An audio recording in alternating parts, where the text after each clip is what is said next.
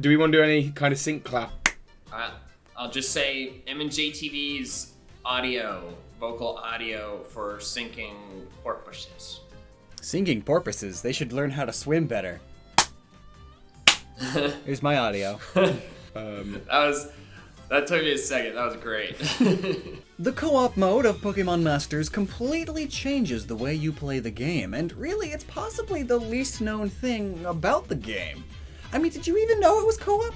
I sure didn't until DNA, who is lovely and is sponsoring this video, told me that I was going to have to come up with a good idea on how to show off the co-op aspects of this game. And so I played a ton of co-op with Tanner and Josh, my housemates that also help out with this channel. And then I showed Birdkeeper Toby and MandJTV all sorts of little tidbits. Today we're going to be talking team comp and how to actually work with others in the co-op mode of Pokemon Masters. Woo! Learning to be a teammate! A skill we all should really have learned in school, but I know some of you didn't. So first off, let's talk about the differences in this meta when compared to the single-player meta, as well as its controls, and most of all, its speed. Co-op is much slower than normal gameplay. This makes sense though. It runs at the same normal speed for everyone, so if you're used to playing on double or even triple speed, well, it's slower.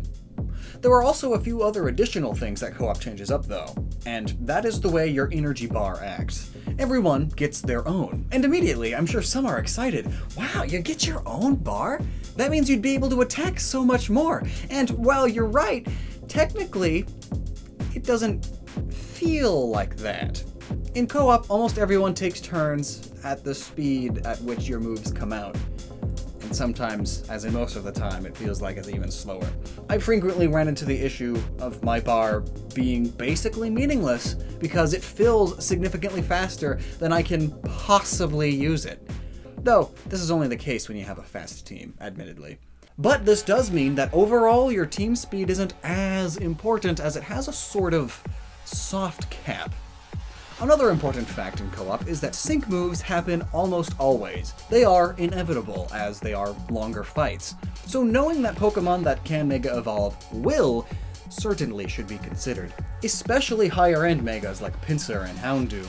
Mega Pinsir in particular is way good here. He has the highest attack in game currently, as I'm playing it a month ahead of actual release. Who knows if they're gonna do more stuff on release. And when you combine that with just spamming Fury Cutter for only one action bar each, well, the damage gets huge after a few attacks. And plus, this is an extra good idea because it also boosts your Unity bar, which will allow you to blast your opponent much sooner, or possibly twice even. In fact, I haven't even talked about Unity attacks yet.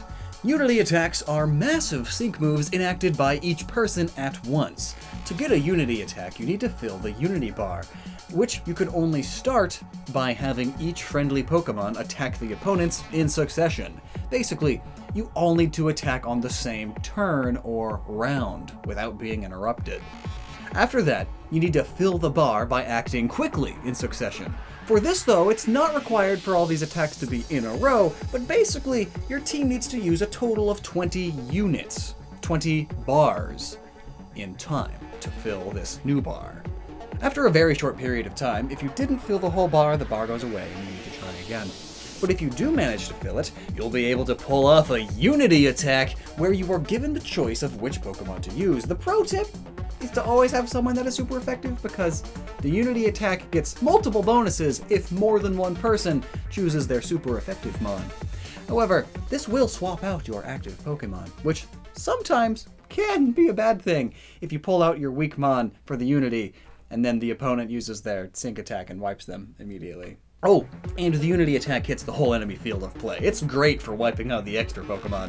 Because of the sheer damage Unity attacks do, along with there being 3-player characters worth of Pokemon, it feels like the co-op opponents are significantly beefier.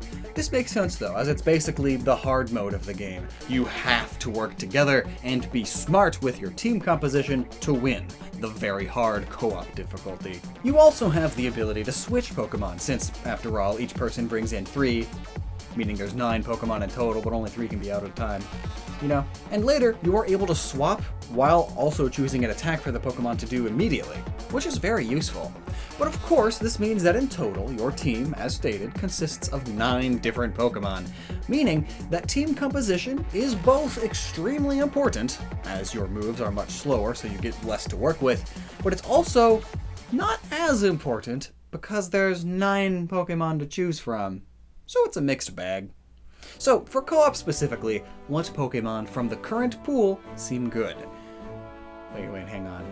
I know that the current pool will eventually be different, so let's instead talk in general what types of Pokemon you should bring. Surprise, surprise, it's pretty similar to the ones you already take into the single-player missions. However, there are a few more things that you should think about before hitting that connect button. So, no matter what your teammates bring, your personal team should have at least 1 support and 1 striker. The third is a wild card.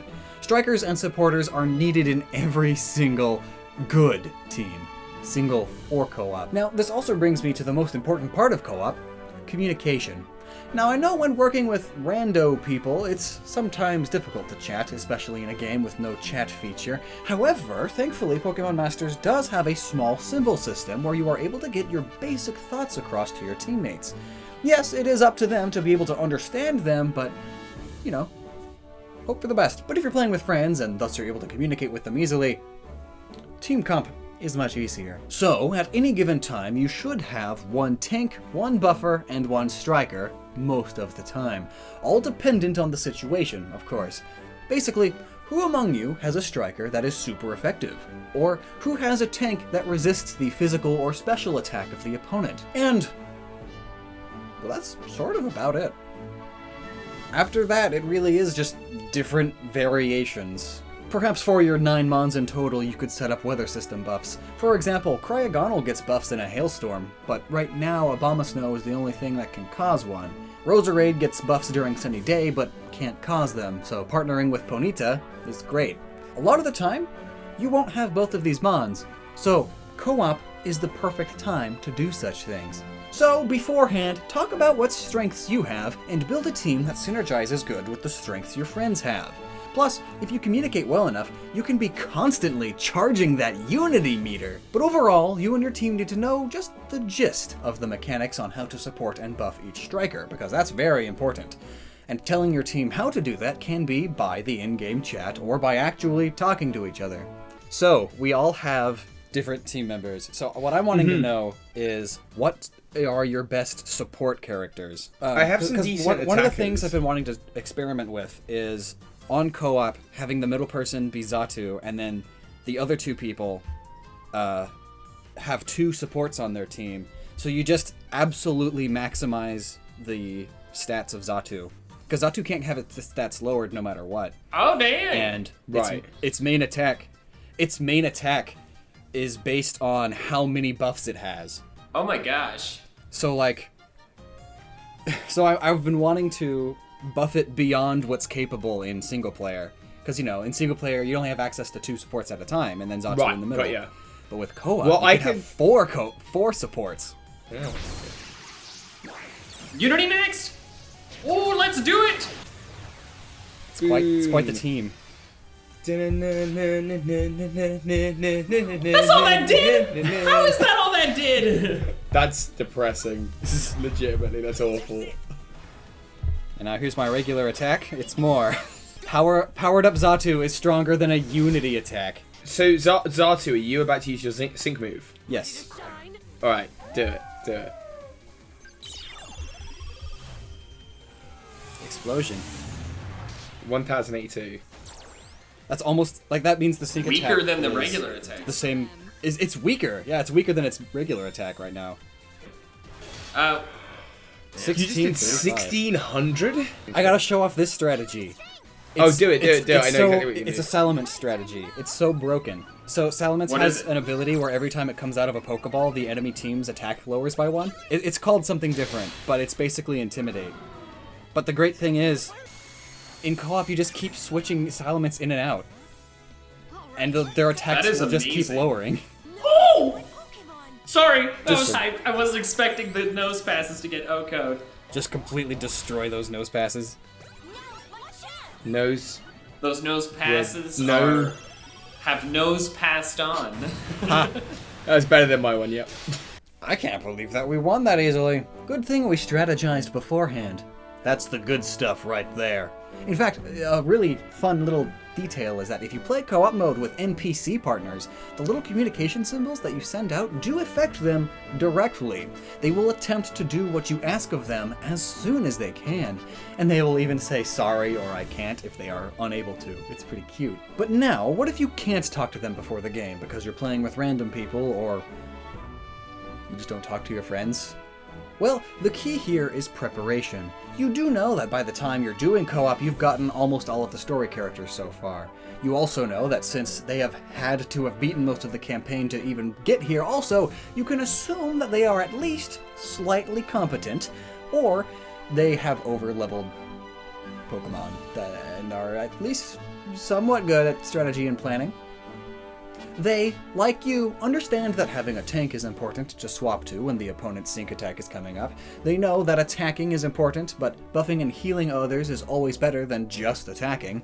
Then you know that some Pokemon are good by themselves, and Technical Mon truly shine in co-op mode. These are the ones that you rarely need to rely on others for. They buff themselves and hand out status conditions on the reg. Plus, since you only have to worry about one Pokemon at a time, Pokemon like Aegislash can truly shine. It's easier to be in the right form when that's the main thing you have to think about instead of having to think about all three of your Pokemon at once. A lot of technicals with the right team setup get crazy. You just keep on basically, the words out your mouth right now, Lockstin, are, here's a reason why Xatu's busted, here's another reason why Xatu's busted, here's a third reason. They are ridiculous in the main game, but they are even more ridiculous in co-op. And these technicals are also great if you have no other Pokemon to help the team out. Some technicals and even some strikers can basically be a self-contained unit, benefiting from any of the buffs of others. Just be sure to keep in mind what the others' buffs are. If they all have special attack all buffs, well, that doesn't exactly benefit your physical attack striker, does it? But again, what if you're not sure what type of striker they are bringing? Or what sort of buffs they're bringing? Well, when that's the case, you could always just default to look at the opponent and bring the type that they're weak to. Or you could bring a speed buffer, or evasiveness buffer, or crit chance buffers. More generic things that don't specify what sort of attacker they help. Just make sure their striker is out when you actually use the buff, as it only affects active Pokemon. And maybe this all seems sorta surface level to you. That means you're pretty good at the game. Good job! But otherwise, I really hope this helps, even just a bit. If you still aren't too sure who to use, just check out our other video on the single-player team composition, and use the tips there to build up your perfect team for single and co-op battles. Or just always default to your waifu. His trainer ability is called Behold My Research. Very nice. Oh god, I'm far too amused by silly puns.